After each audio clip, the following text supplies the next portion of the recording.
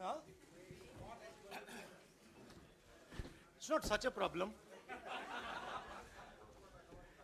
In fact, it's good for you and me. साथियों शुरू करें। राहुल जी आपको संबोधित करेंगे, उसके बाद में 3-4 सवाल लेंगे। आधे घंटे या 35 मिनट का समय है हमारे पास, तो मैं राहुल जी से गुजारिश करूंगा कि अब शुरुआत। धन्यवाद जयराम जी। कल प्रधानमंत्री जी ने पार्लियामेंट में 2 घंटे, शायद 2 घंटे 13 मिनट भाषण किया। उसमें अंत में 2 मिनट उन्होंने मणिपुर की बात की।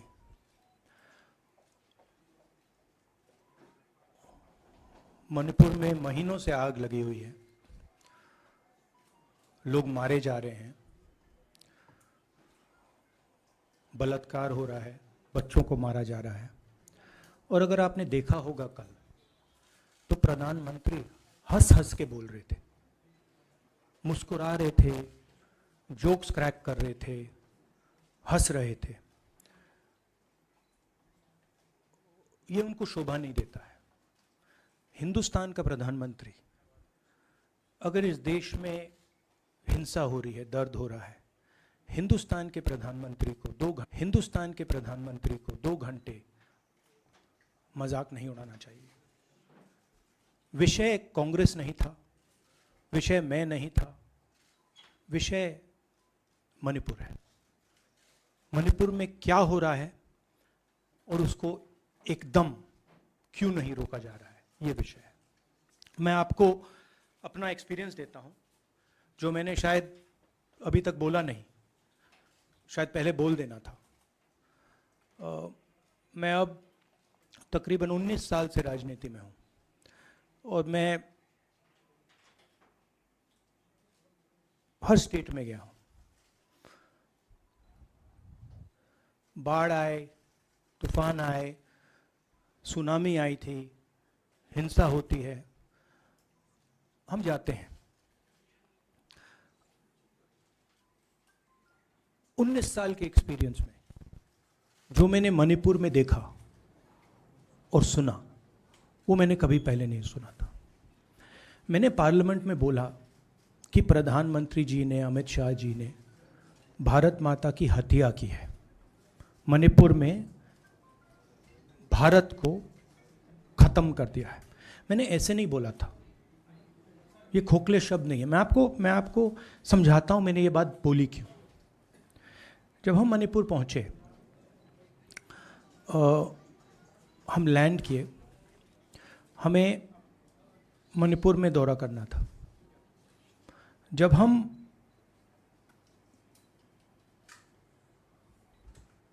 मेटे एरिया में गए, हमें साफ कहा गया था कि अगर आपकी सिक्योरिटी डिटेल में कोई भी कुकी होगा, उसको आप यहां मत लाइए क्योंकि हम उसको मार देंगे। और जब हम कुकी के एरिया में गए, हमें कहा गया अगर कोई मेथे आपकी सिक्योरिटी डिटेल में होगा, उसको आप मत लाइए, उसको हम गोली मार देंगे। हम जब गए, हमें मेतेज को परे करना पड़ा, हमें कुकीज को परे करना पड़ा। मतलब एक स्टेट नहीं है, आज 2 स्टेट है। स्टेट की हत्या कर दी गई है और उसको चीर दिया गया है। इसलिए मैंने बोला हिंदुस्तान की हत्या मणिपुर में बीजेपी ने कर दी है। और जब मैंने कल प्रधानमंत्री को देखा हंसते हुए, मजाक उड़ाते हुए, मैं समझ नहीं पा रहा था कि हिंदुस्तान का प्रधानमंत्री इस प्रकार से कैसे बोल सकता है। प्रधानमंत्री को यह पता नहीं लग रहा है कि हमारे देश में क्या हो रहा है। छोड़िए, नहीं जाना चाहते हैं, उसके भी कारण हैं, शायद मैं बता नहीं सकता हूं आपको, उसके कारण हैं। मगर अगर जा नहीं सकते हैं तो मणिपुर के बारे में बोले तो हिंदुस्तान की आर्मी, आप सब जानते हो, सेना को आप जानते हो, जो मणिपुर में हो रहा है, हिंदुस्तान की सेना उसको 2 दिन में रोक सकती है। 3 दिन नहीं लगेंगे। अगर हिंदुस्तान की आर्मी को कहा गया कि यह तमाशा बंद करो, 2 दिन में यह तमाशा ड्रामा बंद हो जाएगा। प्रधानमंत्री मणिपुर को जलाना चाहते हैं, आग बुझाना नहीं चाहते हैं। यह है सच्चाई। अब आप अपने सवाल पूछिए। Would you like me to say it in English? I watched the Prime Minister of India yesterday speaking for 2 hours, laughing, joking, lagaving naras in the parliament. The Prime Minister would say one line and the entire BJP would shout another nara. You know, the Prime Minister seems to have forgotten that the state of Manipur is on fire and has been on fire for 4 months. Women and children are dying over there. People are being murdered. Women are being molested, are being raped. And the Prime Minister of India is sitting in the middle of the parliament, shamelessly laughing. This is not about Rahul Gandhi. This is not about the Congress party. This is not about the opposition. This is about India. It's about our country. A state has been decimated. It has been destroyed. It does not exist anymore. And it has happened because of the politics of the BJP. Divide and rule and burn. That is why in my speech I said, Bharat Mata has been murdered in Manipur. It's very interesting. For the first time, the words Bharat Mata have been expunged from the parliament. It's an insult to those words. Whatever I said that is wrong. I have said Bharat Mata, which is an idea, which is the idea of India, where everybody lives peacefully, harmoniously, with affection, has been killed in Manipur. It's a fact. So, the word itself now cannot be spoken by the people of India. We cannot say Bharat Mata in parliament.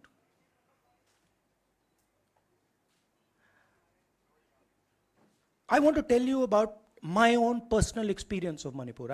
I've spoken to you about, I spoke in parliament about the women I met, the pain I heard, but I want to tell you why I said India has been murdered in Manipur. And I said it because Manipur no longer exists as a state. A state requires control, a state requires authority. That is disappeared in Manipur. It does not exist. And I saw this with my own eyes. When we went to Manipur, when we went to the Meitei area, we were categorically told that please ensure, we want you to come, we love you, but please ensure that if there are any cookies in your security detail, they do not come into our area or we will shoot them. When I went into the cookie area, we were told the same thing. We love you, we want you to come. But please make sure, if there are any Meiteis in your security detail, we will shoot them. Do not bring them here. Before going to the Meitei area, we had to remove all cookies from our security detail. Before going to the cookie area, we had to remove all Meiteis from our security detail. When we went there, the security forces, central security forces, told us we have never seen anything like this. We were told it is completely outside our control. Okay? That is why I said Manipur has been murdered by the BJP and the idea of India has been murdered by the BJP in Manipur. I was not speaking metaphorically. I was speaking literally. Now, the Indian army, it will take the Indian army 2 days to put an end to the nonsense that is going on in Manipur. The Prime Minister refuses to stop the fire. He wants Manipur to burn. He allows Manipur to burn. Because if he did want it to stop, there are tools in the hands of the Indian government that can stop it immediately. I know. I have full faith in our army. I know, and every Indian citizen knows, that if the Indian army is told, please put an end to this, it will stop immediately. There are reasons for the PM not being able to go to Manipur. I'm aware of those reasons. I don't want to say them publicly.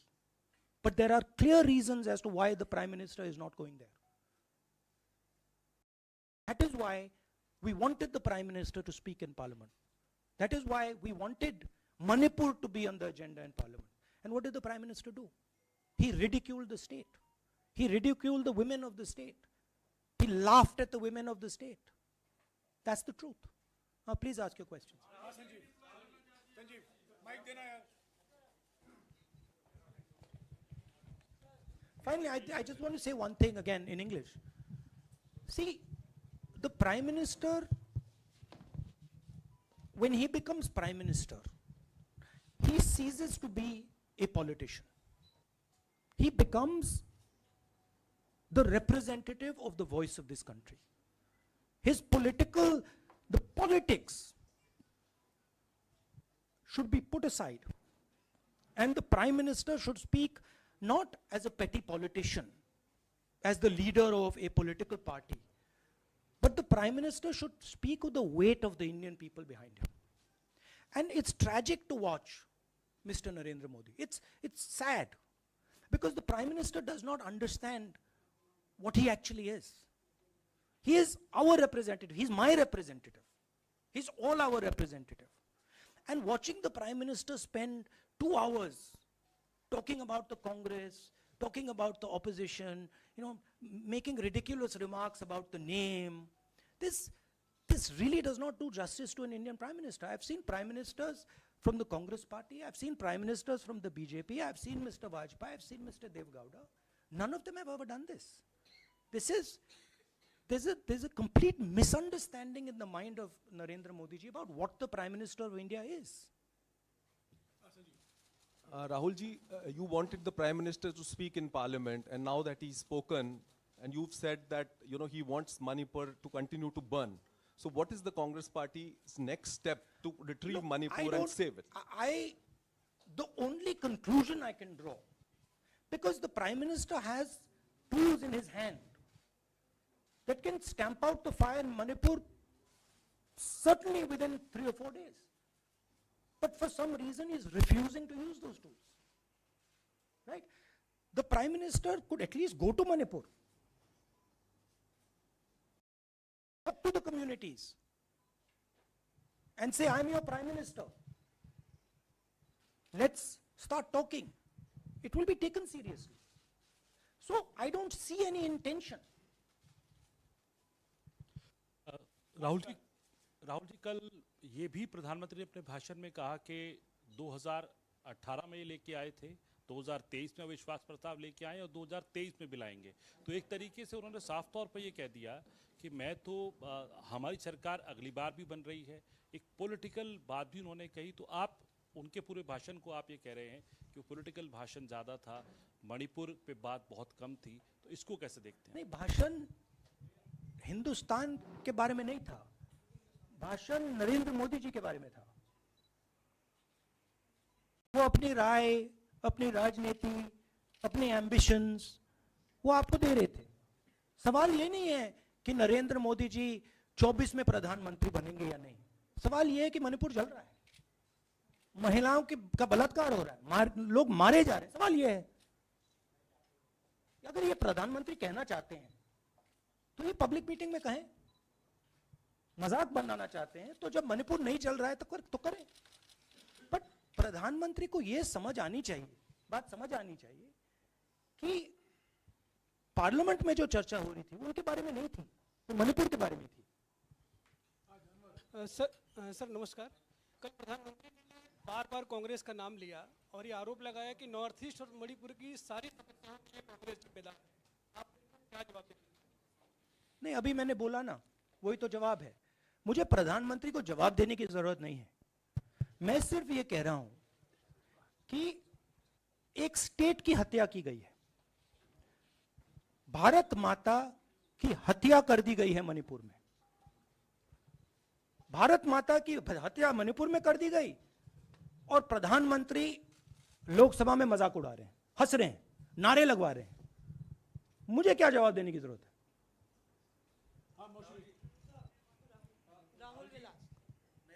एक minute मोहित, order से please. Mr. Gandhi, you waxed eloquent. Rahul, आपने बोला कि प्रधानमंत्री ने बोला सदन में कि गृह मंत्री अमित शाह ने विस्तार से जवाब दे दिया।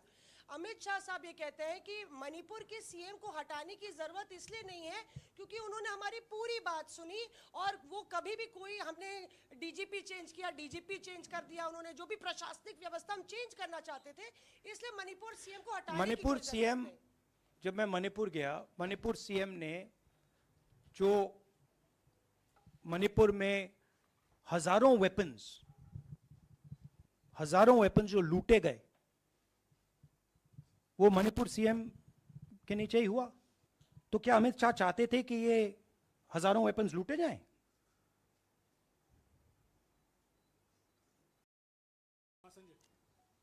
राहुल जी, जो हिंसा चल रही है, क्या अमित शाह चाहते हैं कि हिंसा चलती जाए? चीफ मिनिस्टर उसको रोक नहीं पा रहा है। अमित शाह जी कह रहे हैं कि भैया वो हमारी बात मान रहा है, तो क्या आप चाहते हैं कि मणिपुर चलता जाए? राहुल जी, एक संसद में एक नया ट्रेंड दिखाई दे रहा है कि कई सेशन से अपोजिशन के एमपीज या तो सस्पेंड हो रहे हैं या डिस्क्वालीफाई हो रहे हैं, या एक सेशन से ज़्यादा ये अपोजिशन के एमपीज का जो प्रिविलेज मोशन या प्रिविलेज रूल्स के तहत जो डिस्क्वालिफिकेशन हो रहा है या सस्पेंशन हो रहा है, इसका जो ट्रेंड बढ़ रहा है, इसको आप लोग कैसे एड्रेस करेंगे? आप देखिए, एमपीज को निकालें, वापस डालें, हमारा काम बदलता नहीं है। हमारा लक्ष्य जो मणिपुर में हो रहा है उसको रुकवाने का है। जो भी औजार हमारे हाथों में है, उस हिंसा को रुकवाने के लिए उनका हम प्रयोग कर रहे हैं और करेंगे।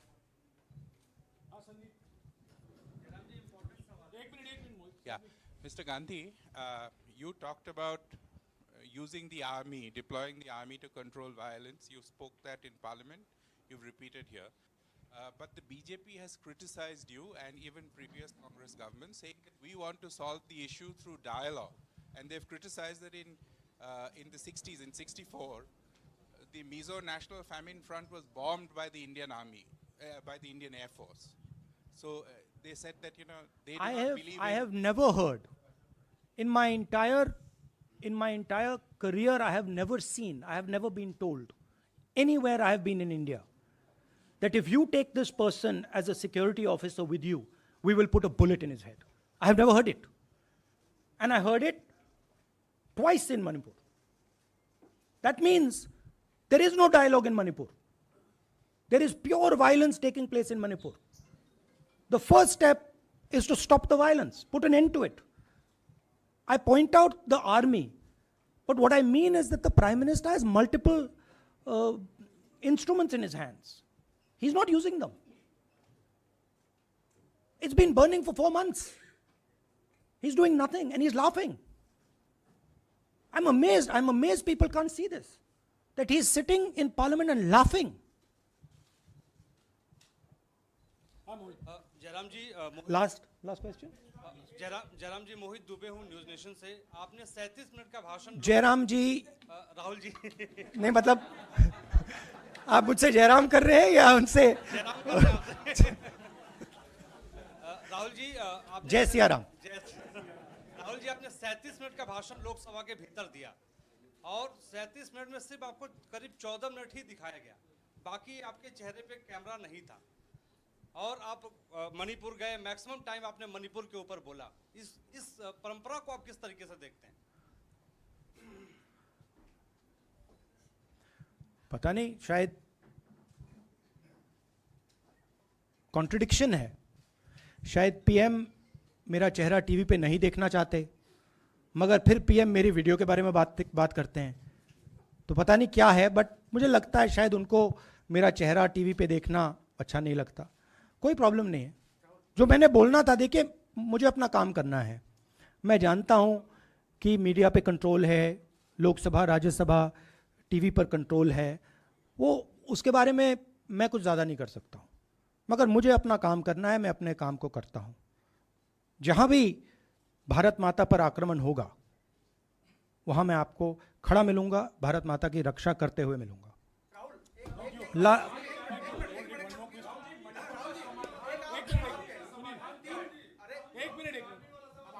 हाँ, okay, last question, brother.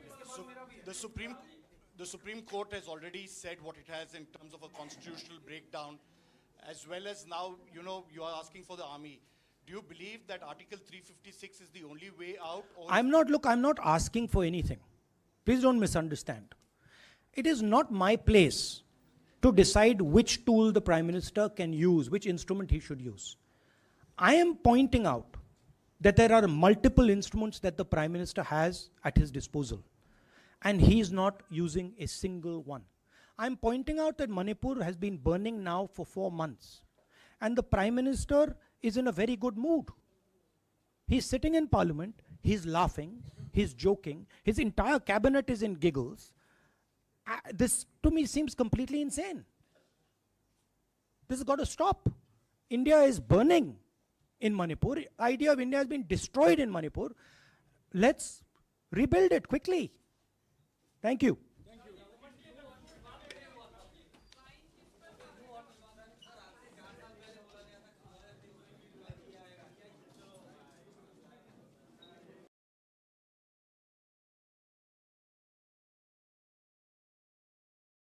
अभी हमारे युवा नेता, राष्ट्रीय नेता परम सम्मानीय राहुल गांधी जी स्मारक पर श्रद्धांजलि अर्पित कर रहे हैं। आज